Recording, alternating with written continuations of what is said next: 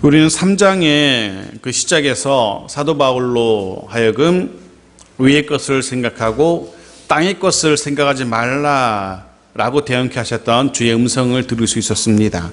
그렇습니다. 사도 바울은 위의 것을 생각하고 땅의 것을 생각하지 말라라고 계속해서 강조하고 있습니다.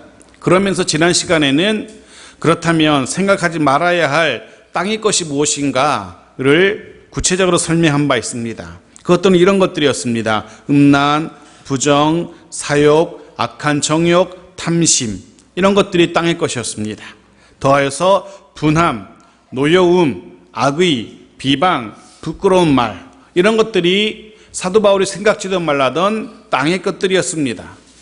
그리고 이제 오늘 본문에서 사도 바울은 드디어 하늘에 속한 삶, 위의 것을 생각하는 삶이 어떠한 삶인지를 설명하기 시작합니다. 12절 말씀 보십시오. 같이 읽겠습니다. 그러므로 너희는 하나님이 택하사 거룩하고 사랑받는 자처럼 긍휼과 자비와 겸손과 온유와 오래 참음을 옷 입고, 먼저 사도 바울은 그렇게 하늘에 속한 삶을 살아야만 하는, 하늘에 속한 삶을 살아야 마땅한, 위의 것을 생각하며 살아야 마땅한 이들이 누구인지, 어떤 이들인지, 어떤 이들이기에 땅의 것이 아니라 위의 것을 생각하며 살아야만 하는지 그 정체를 밝히고 있죠. 너희는 이라고 시작합니다. 너희는, 이들이 바로 위의 것을 생각하며 살아야 하는 이들입니다. 그리고 이들이 누구인지 그 뒤에 구체적으로 밝히고 있죠. 이들은 누굽니까? 하나님이 택하신 자라고 설명합니다. 하나님이 택하신 이들입니다. 하나님께서 구원하시기 위해서 선택하신 이들, 하나님께서 백성 삼기 위해서, 자녀 삼기 위해서 특별히 선택하신, 고르고 고른, 선택한 이들이 바로 이들입니다. 하늘에 속한 삶을 살아야 하는 이들입니다. 하나님께서 택한 자들. 대통령 선거가 이제 9일 앞으로 다가왔죠. 이제 한 명 더 자퇴했으니까, 한 명 더 이렇게 사퇴했으니까 13명 남았던 것 같은데, 이제 13명의 대통령 후보들이 저마다 더 많은 국민들의 선택을 받기 위해서 최선을 다해서 유세를 하고 다닙니다. 그리고 그렇게 험난한 과정을 통해서, 그 힘든 과정을 통해서 선택된 백성의 선택을, 국민의 더 많은 선택을 받은 대통령은 또다시 자신과 함께 자신을 도와서 정부를 이끌어 나갈, 나라를 이끌어 나갈 각부 장관들이나 또 기관장들을 선택하게 될 겁니다. 분명 사람들의 선택을 받는 것, 국민들의 선택받는 것, 혹은 대통령의 선택을 받는 것, 굉장히 영광스럽고 명예로운 일입니다. 그렇다면 생각해 보십시오. 하나님의 선택을 받는다는 건 사람의 선택을 받는 것과는 비교도 할 수 없는, 말 그대로 엄청난 사건 그 자체일 것입니다. 로마서 8장 33절은 이렇게 얘기합니다. 같이 읽겠습니다. 시작. 누가 능히 하나님께서 택하신 자들을 고발하리요, 의롭다 하신 이는 하나님이시니. 누가 능히 하나님께서 택하신 자들을 고발하리요 라고 이야기합니다. 누가 능히 하나님께서 택하신 자들을 고발하리요. 우리는 최근에 겪었습니다. 그죠? 수많은 사람들이 뽑아놓은 대통령도, 심지어 대통령도 고발해서 탄핵할 수 있다는 사실을 우리는 몸으로 겪었습니다. 그런데 하나님께서 택하신 이들은 그 누구도, 그 무엇도 고발할 수 없답니다. 그 누구도 하나님께서 택하신 자들과 맞설 수 없다는 겁니다. 그 무엇도 하나님께서 택하신 자들은 넘어뜨릴 수 없다는 겁니다. 이게 하나님께서 택하신 자들의 특권입니다. 그뿐만이 아닙니다. 하나님께서 택하신 자들은 하나님이 그들을 향하여 거룩하다라고 말씀하고 계시죠. 거룩하다. 무슨 말씀입니까? 하나님은 하나님 택하신 자들을 세상과 구별되게 이렇게 따로 떼어 놓으셨습니다. 그래서 그들을 성도라고 불리게 하셨습니다. 성도라고 이렇게 따로 분리해 놓고 그들을 너희는 성도야라고 하셨고, 그리고 더 나아가서 그렇게 택하신 이들, 따로 구별하신 이들을 어떻게 하십니까? 하신답니다. 하나님께서 이들을 사랑하신답니다. 택하셔서 따로 구별하신 이들, 그들을 사랑하신답니다. 하나님께 사랑을 받는다는 것, 하나님께 사랑을 받는다는 것, 여러분 어떤 의미로 다가오시는지요? 하나님께서 사랑하시는 자들에게 베푸시는 그 사랑과 은혜와 복이 무엇일까? 여러분 생각해 보셨습니까? 여러분은 하나님께 어떤 복을 기대하고 계십니까? 꿈에, 환상 중에 하나님이 나타나셔서 이렇게 번호를 탁탁탁 찍어주시면서 이게 이번 주 로또 복권 1등 번호다. 그러시면 얼마나 좋겠어요. 그런 사랑 받으면 참 좋을 것 같은데. 요한복음 3장 35절을 보십시오.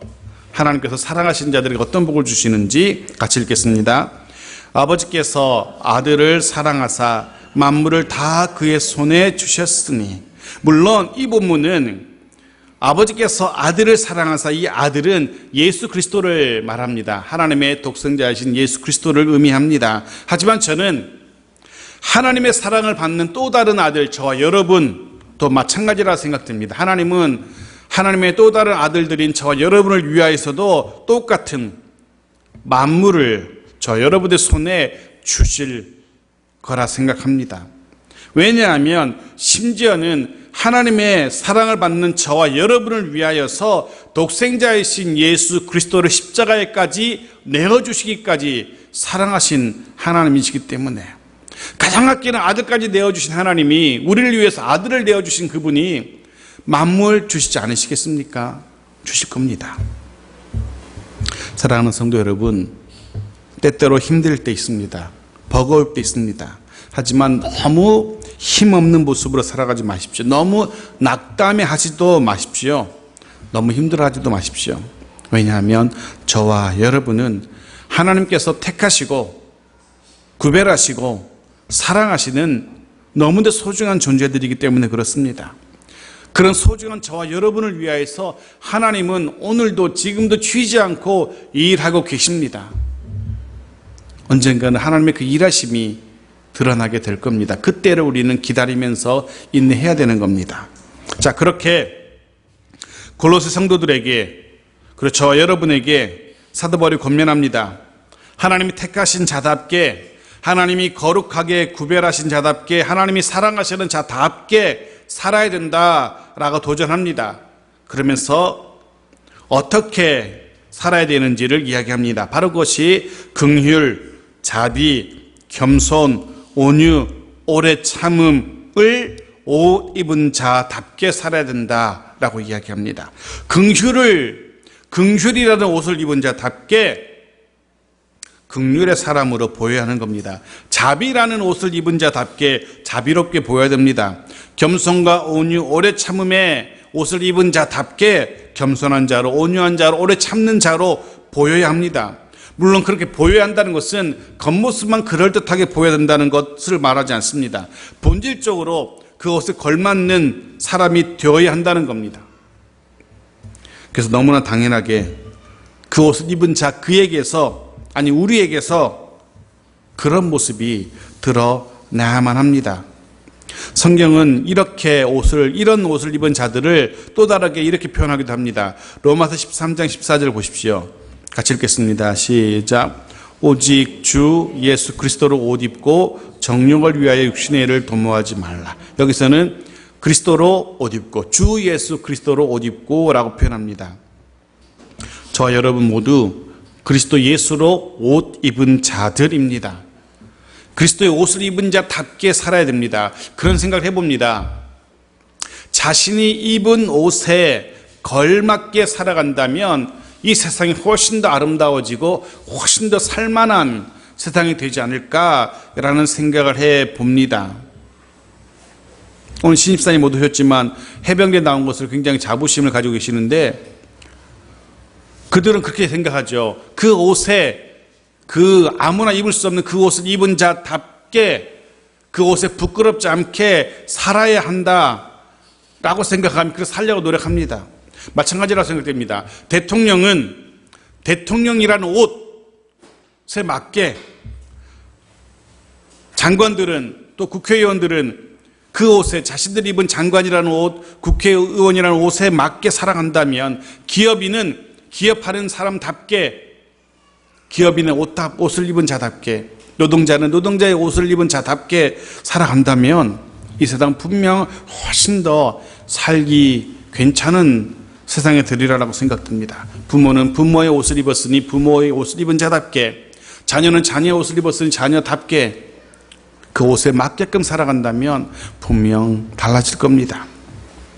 지금 오늘 본문은 우리에게 그리스도로 옷 입은 자답게 살아가야 한다라고 우리에게 도전합니다.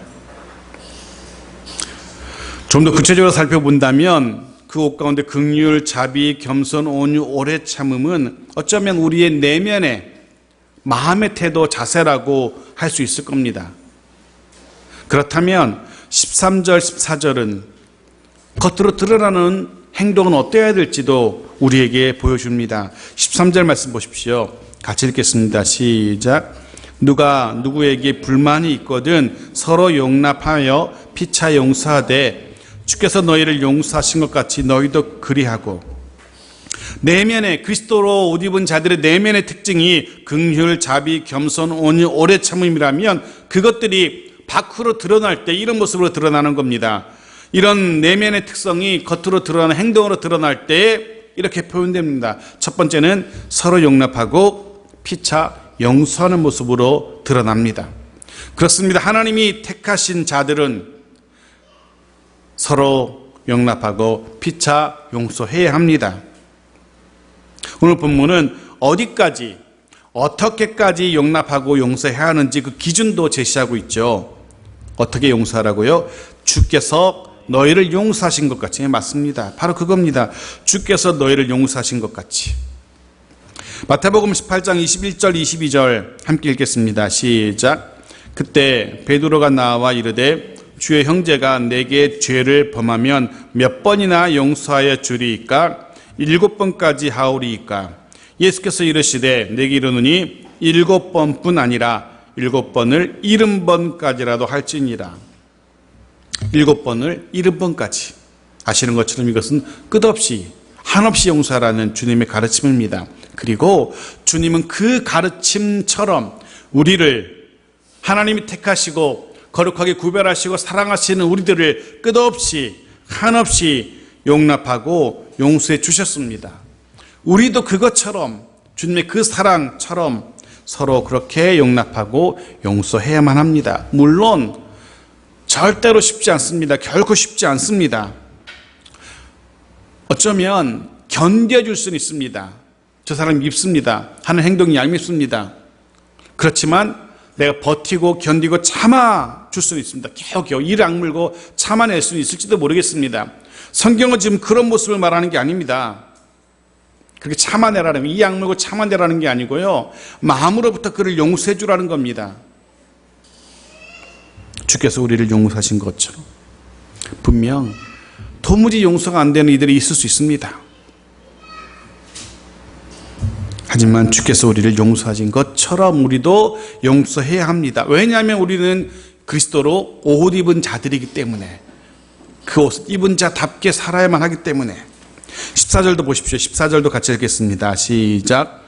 이 모든 것 위에 사랑을 더하라. 이는 온전하게 매는 띠니라. 어쩌면 용서하고 용납하는 것이 소극적인 태도란다면 사랑하는 것은 적극적인 태도라고 할 수 있을 겁니다. 사랑하는 것. 우리는 이 사랑의 말씀, 사랑의 법을 따라서 용납하고 용서합니다. 그렇습니다. 이 사랑이 그리스도인들의 모든 생각과 판단과 행동의 최종적이고도 가장 우선적인 기준이 되어야 됩니다. 최종적인 동기와 목표가 되어야 됩니다. 이 사랑이. 사랑을 기준으로 모든 것을 생각하고 판단하고 행동해야 되는 겁니다. 마태복음 22장 37절부터 40절까지 같이 읽어보겠습니다. 시작. 예수께서 이르시되 내 마음을 다하고 목숨을 다하고 뜻을 다하여 주 너희 하나님을 사랑하라 하셨으니 이것이 크고 첫째 되는 계명이요 둘째도 그와 같으니 내 이웃을 내 자신과 같이 사랑하라 하셨으니 이 두 계명이 온 율법과 선지자의 강령이니라. 주님 그렇게 말씀하십니다. 성경 전체를 한 단어로 정리한다면 그건 사랑이라고 말씀하고 있는 겁니다. 첫째도 사랑이고 둘째도 사랑입니다. 하나님의 말씀 성경 66권을 한 단어로 요약한다면 그건 사랑이라는 겁니다. 이 사랑을 근거로 생각하고 이 사랑을 근거로 행동해야 하는 겁니다. 왜냐하면 우리는 하나님이 택하시고 거룩하게 하셨고 사랑하고 있는 이들이기 때문에. 사도 바울은 거기다가 이렇게 덧붙이죠. 이는 사랑은 온전하게 매는 띠니라 라고 이야기합니다. 사랑을 온전하게 매는 띠로 표현하고 있습니다. 이런 이야기입니다. 그리스도의 옷을 입었습니다. 오늘 본문에서는 구체적으로 긍휼, 자비, 겸손, 온유, 오래 참음 이런 옷을 이렇게 덕지덕지 입었습니다. 생각해 보십시오. 기껏 옷을 입었는데 허리에 띠를 매지 않았습니다. 그래서 길을 걸을 때마다 옷이 막 풀어헤쳐져 가지고 펄럭펄럭거리고 때로는 바지가 막 흘러내리고 그런다 생각해 보십시오. 아무리 좋은 옷, 아무리 비싼 옷 입어봤자 아무 소용이 없는 겁니다. 그 옷이 쓸모가 없고 기능을 못하는 겁니다. 단단히 띠를 매야만 입은 그 옷이 기능을 제대로 하게 되는 겁니다. 옷의 기능을 하게 되는 겁니다. 사랑이 바로 그와 같은 기능을 합니다. 우리가 입은 그리스도의 성품의 옷들, 그 내면의 성품들이 제 기능을 할 수 있고 우리 행동이 제 기능을 할 수 있게 하는 것, 바로 이것이 사랑이라는 겁니다. 저와 여러분 모두에게 이 사랑이 더하여지기를 주의 이름으로 축원합니다. 그래서 우리의 성품과 우리 내면과 우리 행동이 그리스도로 옷 입은 자답게 변화되어가는 성장해 가고 자라가도 우리 모두가 되어지길 바랍니다. 계속해서 본문 보겠습니다. 15절 보겠습니다. 같이 읽겠습니다. 그리스도의 평강이 너의 마음을 주장하게 하라.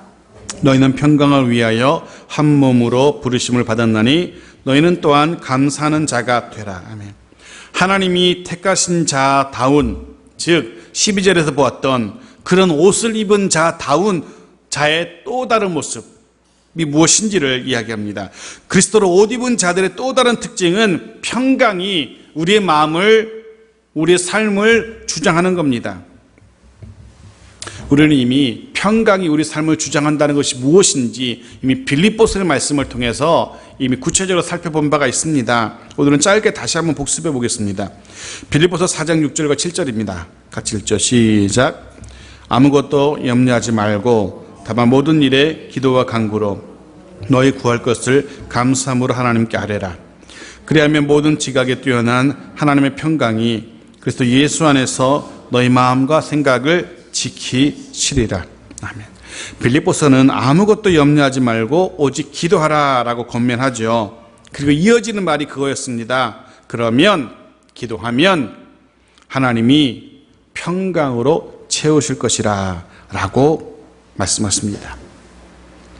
사실 우리가 바라는 것은, 우리가 기도하는 것은 무엇이었습니까? 먹을 것에 대한 기도였고, 마실 것에 대한 기도였고, 입을 것에 대한 기도였고, 우리 필요로 하는 것들에 대한 기도였습니다. 다급한 문제에 대한 해결의 기도였습니다. 하나님께서 이런 것을 주신다는 것이 아닙니다. 우리가 강구한 당면하고 긴급한 문제 해결, 그것 해결해 주신다는 응답이 아니었습니다. 하나님의 응답은 평강이 우리 삶에 가득 찰 것이라는 것이었습니다. 평강이 내 삶을 채운다는 겁니다. 근데 우리는 알았습니다. 그것이야말로 평강이 내 삶을 채우는 것이야말로 진정한 기도의 응답이라는 것, 이것이야말로 평강이 내 삶을 채우는 것이 참된 은혜의 복이라는 것을 우리는 이미 알고 있습니다. 무엇을 먹을지, 무엇을 마실지, 무엇을 입을지의 모든 염려와 근심을 더 이상 하지 않게 되어지는, 그 모든 염려와 걱정을 뛰어넘게 되어지는,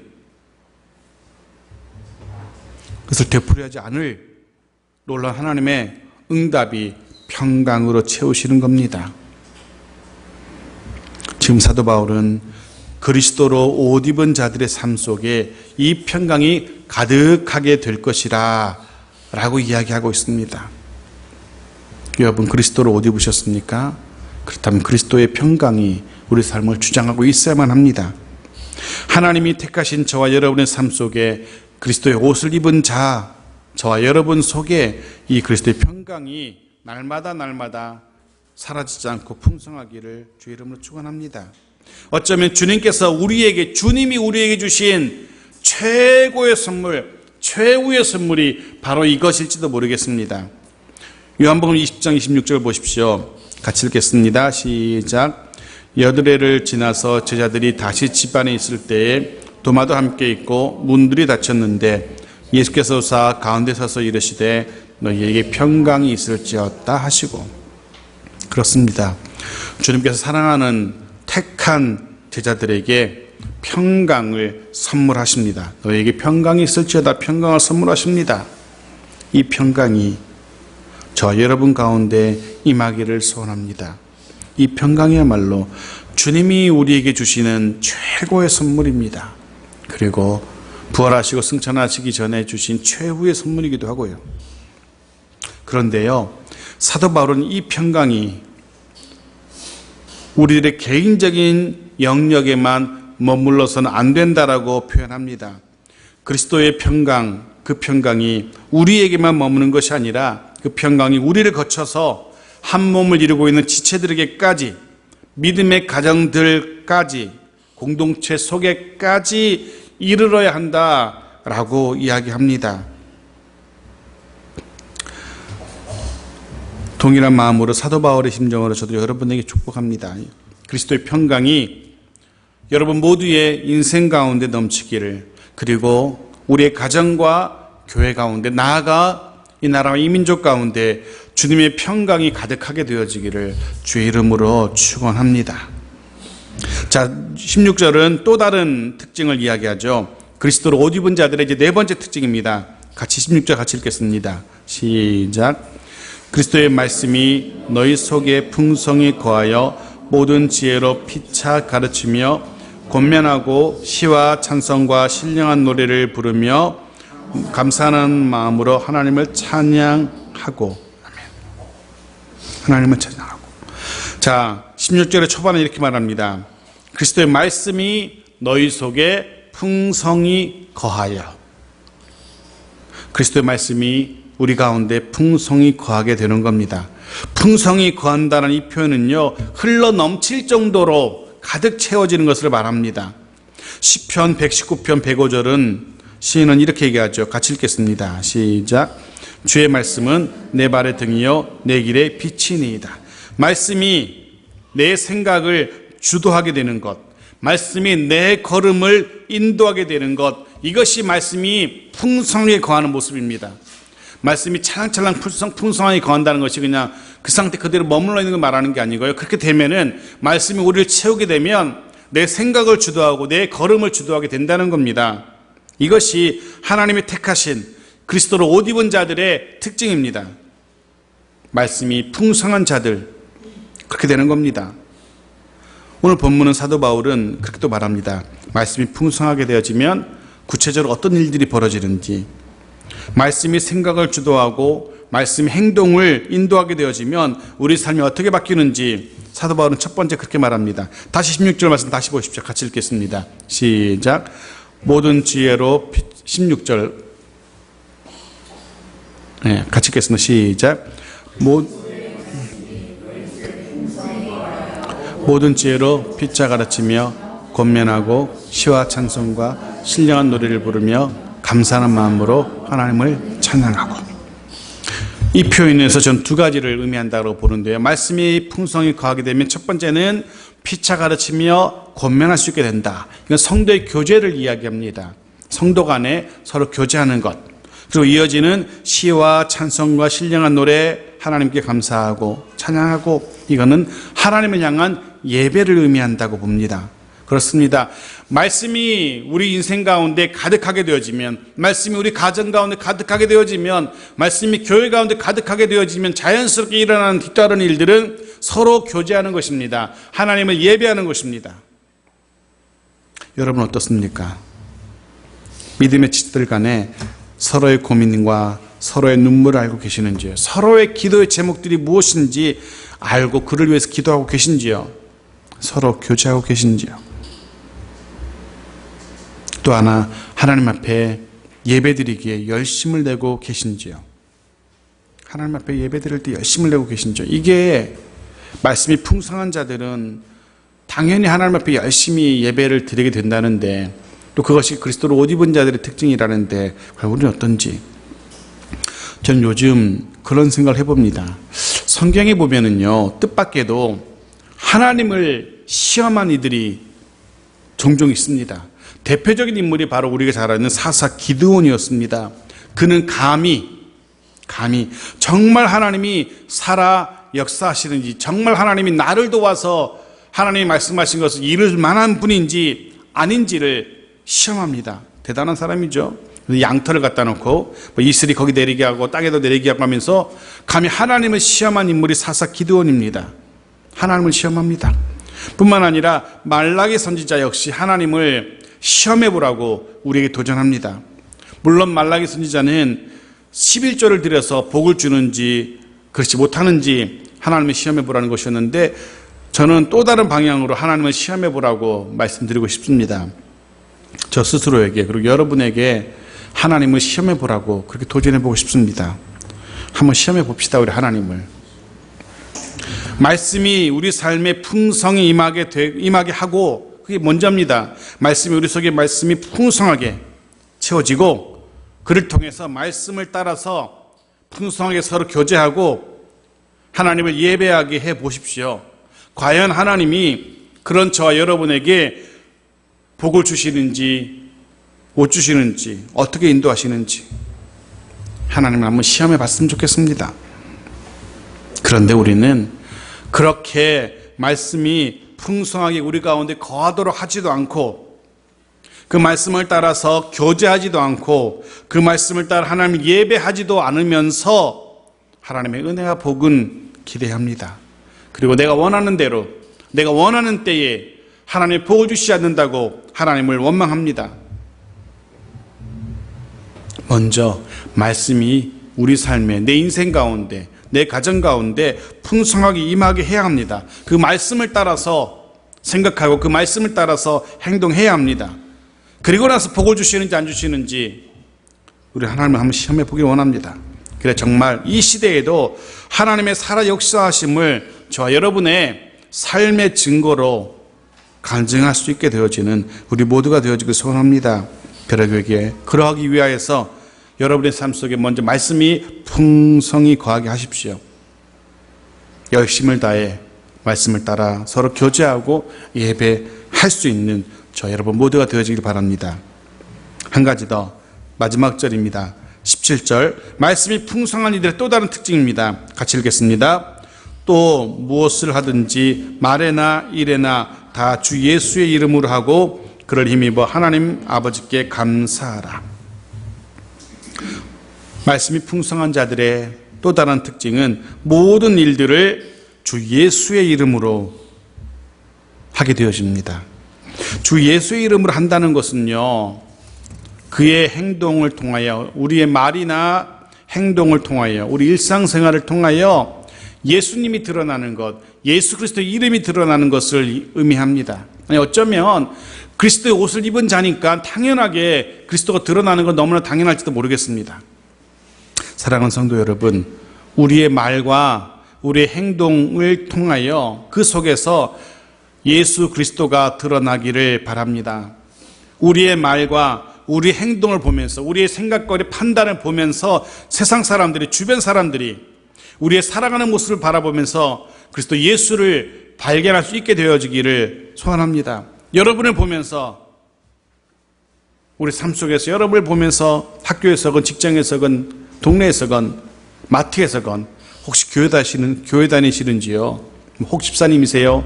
라고 되물을 수 있을 정도가 되어야 하지 않겠습니까? 예수 믿는 사람은 확실히 다르네요 라고 말할 수 있을 정도가 되어야 되지 않겠습니까? 어떤 이들은 그렇게 말하더라고요. 교회 다니는 사람처럼 드세대, 그렇게 말하더라고요. 교회 다니는 사람은 고집세고 드세다라고 그렇게 누가 전도할 때 우리가 표현하더라고요. 고집세다고. 그래서 어쩌다 교회 다니는 사람의 특징이 드세고 고집세고 남의 말 안 듣고 이렇게 되었는지 모르겠지만, 그리스도 예수를 옷 입은 자답게 우리의 삶 속에서 예수 그리스도 이름이 드러나길 바랍니다. 마지막 한 가지, 말씀이 풍성한 자들은요 이렇게 드러납니다. 그를 힘입어 하나님 아버지께 감사하게 되어집니다. 말씀이 풍성하게 거하는 성도들은요 감사할 수 있게 되어집니다. 그것도 그를 힘입어. 그는 예수 그리스도. 예수 그리스도를 힘입어 감사하게 됩니다. 그를 힘입어라는 표현이 참 의미가 깊습니다. 그를 힘입어 감사할 수 없는 형편에도 도무지 감사할 수 없을 것 같은 형편인데 그를 힘입어서, 그를 힘입어서 한숨 나고 눈물 나고 마음 답답한 처지에서도 감사할 수 있게 되는 겁니다. 나는 할 수 없지만 내가 옷 입은 이 그리스도 예수의 그 힘을 입어서. 하박국 선지자의 노래가 떠오릅니다. 하박국 3장 17절 18절 읽고 마무리하겠습니다. 같이 읽겠습니다. 시작. 비록 무화과 나무가 무성하지 못하며 포도나무에 열매가 없으며 감람나무에 소출이 없으며 밭에 먹을 것이 없으며 우리의 양이 없으며 외양간에 소가 없을지라도 나는 여호와를 말미암아 즐거워하며 나는 구원의 하나님을 말미암아 기뻐하리로다. 생각해 보십시오. 없습니다. 아무것도 없습니다. 나무에 열매도 없고 소출도 없고 밭에 먹을 것도 없고 우리의 양도 없고 외양간에 소도 없고 아무것도 없습니다. 감사할 수 없습니다. 한숨만 나고 불평만 나고 원망만 나옵니다. 왜 이렇게 됐대? 저놈 때문에, 이 사람 때문에, 저 사람 때문에 이렇게 됐다라고 원망만 나옵니다. 그런데 하박국 선지자도 사도 바울도 말합니다. 그를 힘입어서 예수 그리스도로 인하여 감사할 수 있게 되기를 바랍니다. 예수 그리스도를 힘입어서 모든 형편 속에서도 감사하고 기뻐할 수 있는 자가 그리스도를 옷 입은 자입니다. 저 여러분 모두가 그와 같게 되어지기를 소원합니다. 말씀 마칩니다. 기억하십시오. 저와 여러분은 하나님께서 택하신 이들입니다. 저와 여러분은 그리스도 예수로 옷 입은 이들입니다. 하나님께서 선택하신 자답게, 그리스도의 옷을 입은 자답게 용서하며 사랑하며 살 수 있어야 합니다. 그리스도의 평강이 저와 여러분의 삶을 채우게 되어지길 또한 기도합니다. 말씀이 우리의 삶을 주도하기를 소원합니다. 그리고 간절히 바라기는 하나님의 사람들답게 어떤 상황 속에서도 예수의 이름으로 감사하고 모든 형편 속에서 하나님의 사람답게 예수의 이름을 드러낼 수 있는 복된 저와 여러분 모두가 되어지기를 주의 이름으로 축원합니다. 아멘.